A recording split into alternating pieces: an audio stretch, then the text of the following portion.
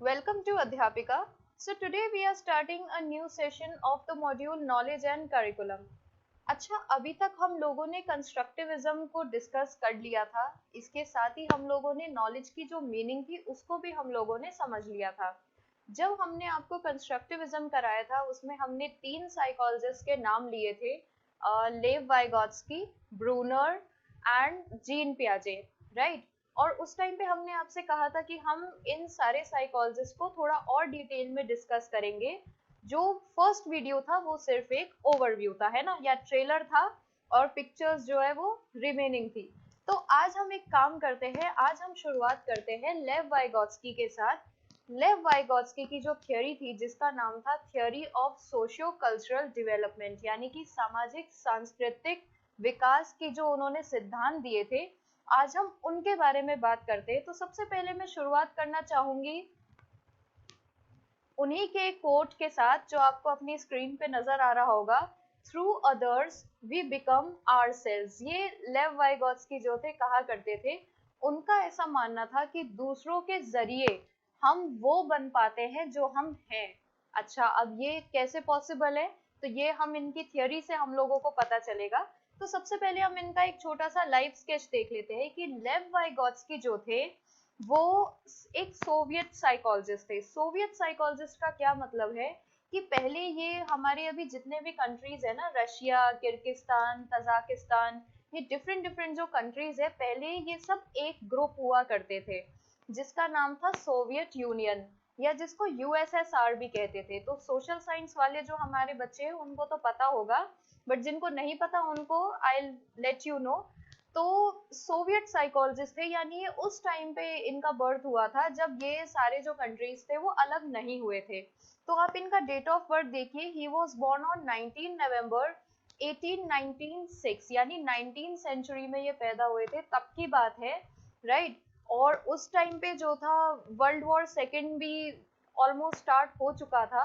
तो लेव वाइगोत्स्की जो थे, इन्होंने ना सिर्फ खुद एक बहुत बड़ा कंट्रीब्यूशन दिया हमारी एजुकेशन की फील्ड में, लर्निंग डेवलपमेंट थियरी की फील्ड में, बायो सोशल डेवलपमेंट की फील्ड में, बल्कि इनके एक स्टूडेंट भी थे जिनका नाम अलेक्जेंडर लुइया था। और अलेक्जेंडर जो थे वो इनसे ही पढ़े थे, और वो भी साइकोलॉजी की फील्ड में उन्होंने भी काफी नाम कमाया। उन्हें फादर ऑफ न्यूरो साइंस उनको कहा जाता, न्यूरो साइंस उनको कहा जाता है। एक सेकंड, ये चीज दोबारा बोलती हूँ। अलेक्जेंडर लूरिया को फादर ऑफ न्यूरो साइंस भी कहा जाता है। क्यों कहा जाता है, वो इसलिए कहा जाता है क्योंकि इनके जो स्टूडेंट थे उन्होंने जो वर्ल्ड वॉर सेकेंड के जितने भी ब्रेन इंजरी वाले सोल्जर्स थे उनके लिए उन्होंने एक बहुत ही वाइटल रोल प्ले किया था। उनकी ब्रेन स्टडी के लिए उन्होंने ऐसे इक्विपमेंट्स जो थे वो डेवलप किए थे जो इजीली उनके डायग्नोसिस में और उनके ट्रीटमेंट में जो थे बहुत यूजफुल साबित हुए, राइट। तो वाइगॉत्स्की ही नहीं, गुरु ही नहीं, बल्कि शिष्य भी काफी इनके पॉपुलर रहे, उन्होंने काफी नाम कमाया है। तो अब हम बात करते हैं वाइगॉत्स्की की थ्योरी के बारे में कि सोशियो कल्चरल थ्योरी यानी सामाजिक सांस्कृतिक सिद्धांत की जो इनका आइडियाज है, जो मेन आइडियाज है वो क्या है।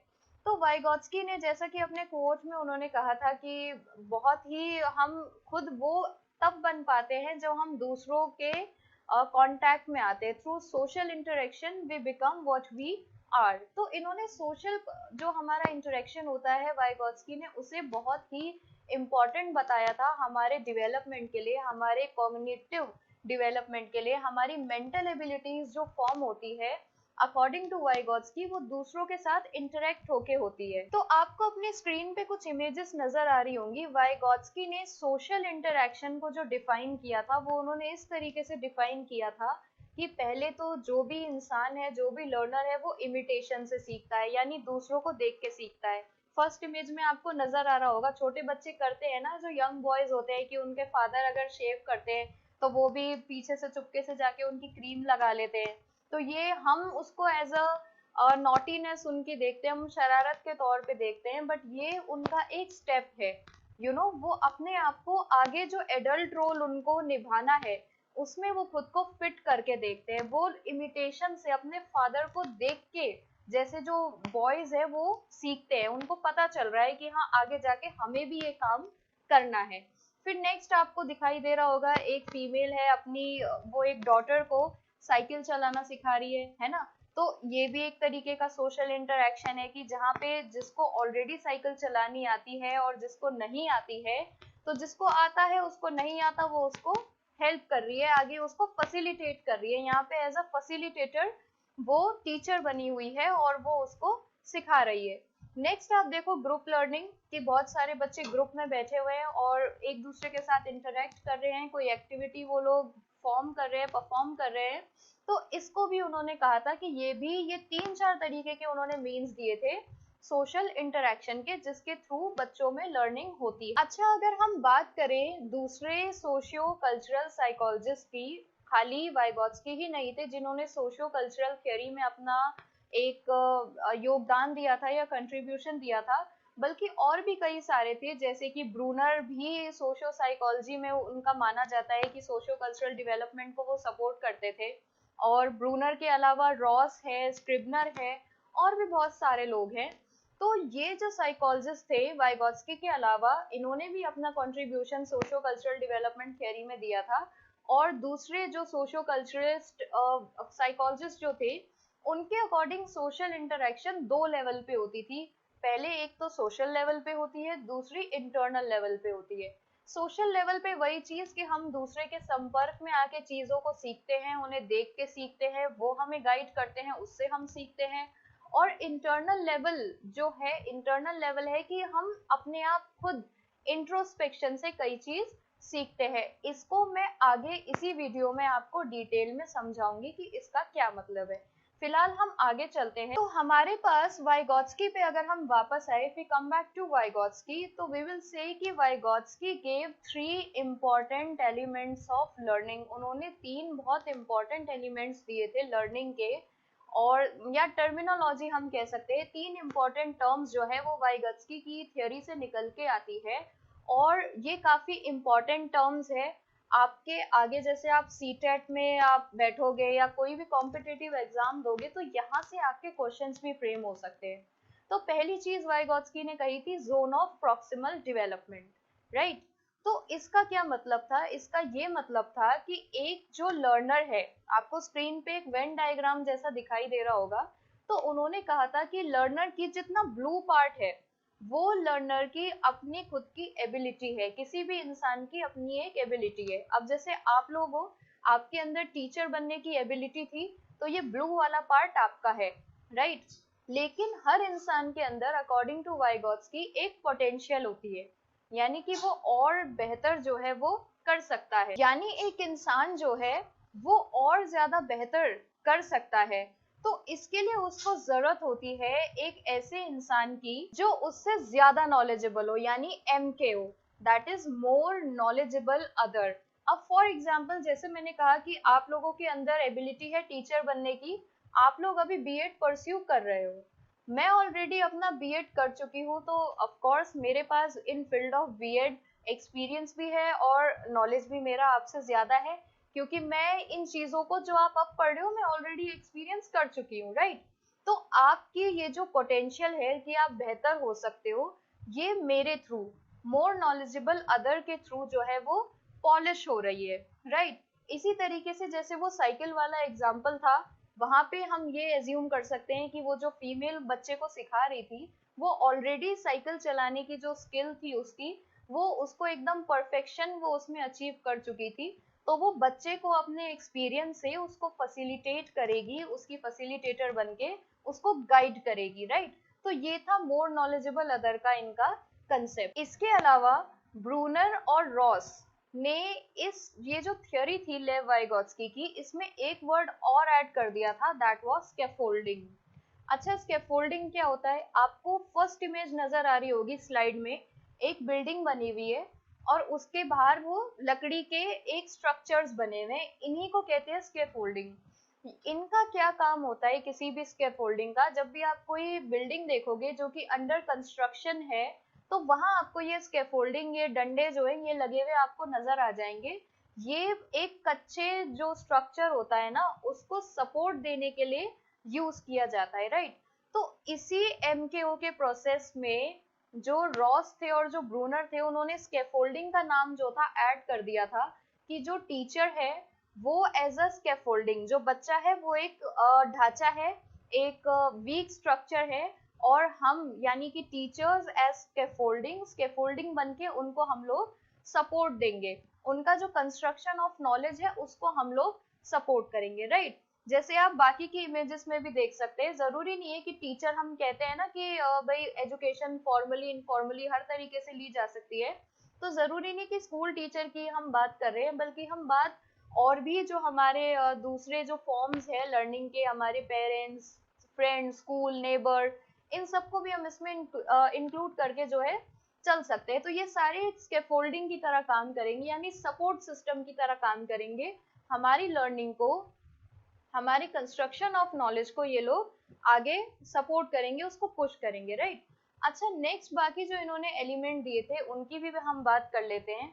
पहला इन्होंने कहा था मेक बिलीव प्ले, कि जो बच्चे खेलते हैं ना होम स्वीट होम या किचन किचन जिसको हम बोल सकते हैं, कई बच्चे अपने ही एक लूजली स्ट्रक्चर वो लोग प्लेस बनाते हैं, जैसे आपको इमेज में दिख रहा है, एक बच्चा पायरेट बना घूम रहा है, दूसरी बगल में उनकी बच्ची है, वो खुद एक डॉक्टर सेट, जो टॉय वाला डॉक्टर सेट है, उससे वो डॉक्टर बन के अपनी डॉल को उसने एज अ पेशेंट बना रखा है ना। तो इसको भी वाइगॉट्स्की कहते थे, ये भी एक तरीके की सोशल लर्निंग ही है, कि बच्चे अपनी पसंद के रोल्स को एज्यूम कर रहे हैं और उनको निभा रहे हैं, तो इससे भी उनका कॉग्निशन जो है वो डिवेलप हो रहा है, वो शेप हो रहा है, उनकी मेंटल एबिलिटीज जो है वो शेप हो रही है। अब आप ये देखो कि जब बच्चे इस तरीके के प्लेस वो खुद से बनाते हैं, तो कहीं ना कहीं उनकी क्रिएटिविटी बूस्ट होती है। इसके अलावा वो जिन लोगों के साथ एक टीम में रह के, वो लोग बच्चे कभी अकेले, चलो बच्ची तो अकेली खेल रही है, पर जैसे आप लगाओ कि किचन वाला जो बच्चे खेलते हैं किचन सेट के साथ, तो उसमें भी अलग अलग बच्चों के साथ मिलकर वो खेलते हैं, तो वो सोशल कोलैबोरेशन सीखते हैं, वो सोशल लर्निंग सीखते हैं, और खुद को अपने बड़े जो उनके हैं उनके रोल्स में फिट करके अपने फ्यूचर के लिए वो प्रिपेयर करते हैं, और जो वो रोल्स जो वो प्ले करते हैं, तो उनके दिमाग में एज रोल मॉडल उनके बड़े ही तो होते हैं ना, मोर नॉलेजेबल अदर होते हैं, और उनकी इमिटेशन से वो लोग सीखते हैं, लर्न करते हैं, तो सारी चीजें इसमें मेक बिलीव प्ले के अंदर आ जाती है, राइट। नेक्स्ट इन्होंने कहा था कि प्राइवेट स्पीच, कि बच्चे सेल्फ टॉक करते हैं, अपने आप से बातें करते हैं, कोई भी इंसान जो है वो खुद से भी बात करता है, तो ये भी तो एक तरीके का इंटरेक्शन ही है ना, अगर हम बात कर रहे हैं तो वो तो इंटरेक्शन तो है। तो वाइगॉत्स्की ने ये कहा था कि कोई भी काम जब बच्चे करते हैं, तो वो अपने आप को थ्रू आउट गाइड करते रहते हैं, कि अच्छा अब मैं किचन का जो है पूरा सेटअप मैं इस तरीके से रखता हूँ, इसको मैं इस तरीके से अटैच करता हूँ, मैं ये रोल एज्यूम करूंगा, और अगर मेल है तो मैं पापा की तरह बिहेव करूंगा, फीमेल है तो मैं मदर की तरह बिहेव करूंगी। तो ये भी एक उनके लिए एज अ स्कैफोल्डिंग ही काम करता है, एज अ फैसिलिटेशन ही ये चीज भी उनकी काम करती है। तो इस तरीके से ये तीन एलिमेंट्स जो थे वाइगॉत्स्की ने बहुत ज्यादा इंपॉर्टेंट बताए थे उनके लर्निंग में। उनका ऐसा मानना था कि इन एक्टिविटीज के थ्रू बच्चे लर्न करते हैं, वो सीखते हैं, और उनकी मेंटल एबिलिटीज जो है वो फॉर्म होती है। वाइगॉत्स्की ने लैंग्वेज डेवलपमेंट के भी ऊपर उन्होंने बात करी थी। ये तो बात बिल्कुल ही क्लियर है, हम अच्छी तरीके से जानते हैं कि हम जो बोलना सीखते हैं वो हम दूसरों को देखकर ही सीखते हैं। ऑब्वियसली जब बच्चा एक इन्फेंट एज एन इन्फेंट वो इस दुनिया में आता है, तो उसके मदर फादर ही तो होते हैं जो उसको बोलना सिखाते हैं, कि आप मम्मा बोलो, पापा बोलो। उस टाइम पे उसका कॉग्निशन जो है काम कर रहा होता है, बच्चा अपने पेरेंट्स के लिप्स को रीड कर रहा होता है, और फिर उन्हीं मूवमेंट्स को कॉपी करके वो साउंड प्रोड्यूस करने की कोशिश करता है, ऐसी ग्रेजुअली वो बोलना जो है सीख जाता है। तो वाइगॉत्स्की ने क्या कहा था कि एक तो लैंग्वेज डेवलपमेंट के लिए भी हमारा जो सोशल इंटरेक्शन है वो बहुत इंपॉर्टेंट है। ऐसा नहीं है कि हम अपने आप से हम बोलना नहीं सीख सकते। इसके मैं आपको दो एग्जांपल्स देना चाहूंगी। पहला एग्जांपल ये कि ये मैंने भी कहीं पे पढ़ा था, कहाँ पढ़ा था वो मुझे याद नहीं है, बट ये चीज इसमें थी कि अगर हम किसी ह्यूमन बीइंग को, किसी पैदा हुए हुए बच्चे को अगर हम जंगल में छोड़ के आ जाए, उनको उसको हम इंटरेक्शन ना करवाए, ह्यूमन बीइंग्स के साथ उसको हम इंटरेक्शन ना करवाए, तो वो बच्चा एनिमल साउंड्स प्रोड्यूस करना शायद वो सीख जाएगा, पर लैंग्वेज उसको फिर भी किसी भी सूरत में नहीं आएगी। क्यों? क्योंकि उसको उस चीज का एक्सपोजर नहीं मिला। अच्छा, एक दूसरी चीज और मैंने पढ़ी थी इस चीज के बारे में, आई थिंक इंटरनेट के थ्रू मैं इस इसका मेरे को नॉलेज मिला था कि जैसे जो फ्रांस हमारे पास कंट्री है, फ्रांस में अगर वहाँ पे लेडीज की और जेंट्स की दो अलग अलग लाइंस लगी हुई है ना, से फॉर एग्जांपल किसी अमेरिकन के लिए अगर वहाँ पे कोई जगह बनी हुई है, तो जो मेल्स हैं उनकी लाइन के आगे जो नेम लिखा रहता है वो सिंपल अमेरिकन लिखा रहता है, लेकिन जो फीमेल्स हैं उनके आगे एक एक्स्ट्रा एन ई जो है वो एडेड होता है, यानी अमेरिकन के लास्ट में डबल एन ई से वो एंड होता है। तो ऐसा माना जाता है कि यहाँ से उनके कल्चर के बारे में, उनकी लैंग्वेज से उनके कल्चर के बारे में पता चलता है कि उनके कल्चर में मेल और फीमेल के बीच में एक डिस्टिंक्शन करना, यहाँ भेदभाव वाले की बात नहीं हो रही है, यहाँ पे बात हो रही है कि उनको अलग अलग देखना उनके कल्चर में है, कि वो मेल्स को अलग तरीके से देखते हैं और फीमेल्स को अलग तरीके से देखते हैं, और उनके लिए बहुत इंपॉर्टेंट है दोनों के बीच में डिफरेंशिएट करना। जबकि जो दूसरी कंट्रीज है, जैसे अगर आप इंडिया में भी आप देखो, ऐसा तो नहीं है कि फीमेल्स की लाइन अलग अलग बेशक होती है कि मेल फीमेल की, बट इंडियन है तो इंडियन ही लिखा रहता है, यहाँ मेल्स को भी इंडियन कहते हैं, फीमेल्स को भी इंडियन कहते हैं। तो हम कह सकते हैं कि हमारा कल्चर फिर भी शायद उनमें इतना फर्क नहीं करता, सोशल लेवल पे अभी हम बात नहीं करेंगे, बट फिर भी generally there is no such a big difference, right. अच्छा, अब हम आगे चलते हैं।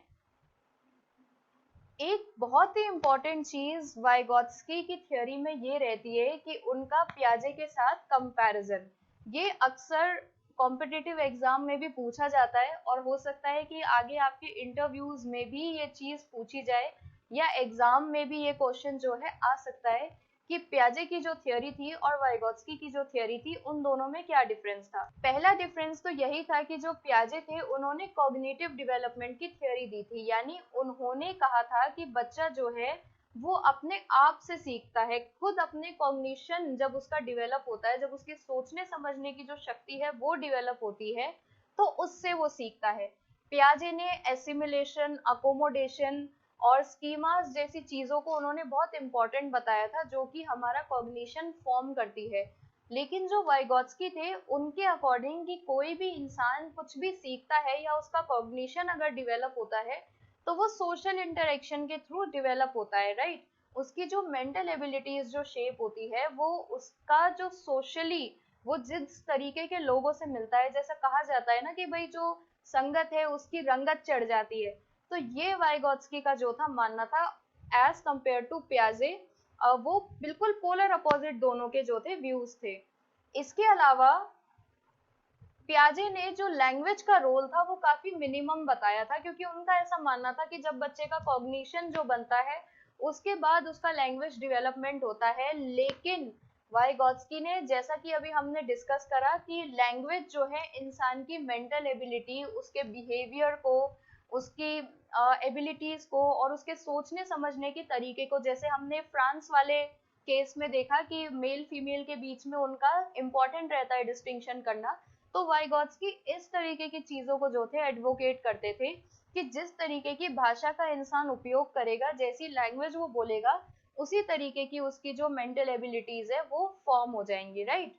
इसके अलावा अगर हम टीचिंग इम्प्लीकेशंस की बात करें, अगर हम बात करें टीचिंग एप्लीकेशंस की या टीचिंग इम्प्लीकेशंस की, तो प्याजे जो थे, प्याजे ये कहा करते थे कि उनको बच्चों को एक सपोर्ट की जरूरत होती है, या उनका जो कॉग्निशन है वो उनको हेल्प करता है खुद से सीखने में। जैसे उन्होंने सेंसरी मोटर स्टेज उन्होंने दी थी, तो उनका ये कहना था कि बच्चे खुद से सीखते हैं, है ना, चीजों को टच करके, देख के, उनको सेंस करके, एक्सपीरियंस करके वो खुद से सीखते हैं। लेकिन प्याजे जो थे, प्याजे का ये कहना था कि जब तक सोशल इंटरेक्शन नहीं होगा, बच्चे एमकेओ के कांटेक्ट में नहीं आएंगे, तब तक वो कोई चीज नहीं लर्न कर सकते, वो सोशल इंटरेक्शन के थ्रू ही सीखते हैं। तो आपके बीएड के लिए इतना प्याजे के ऊपर, वैसे प्याजे की थियरी काफी ज्यादा वास्ट है, और लेकिन अकॉर्डिंग टू द सिलेबस और जितनी भी रिक्वायर्ड जो नीड्स थी उसके अकॉर्डिंग मैंने आपको पूरा प्याजे आज कंप्लीट वाइगॉट्स्की जो है मैंने आपको पूरा कंप्लीट करवा दिया है।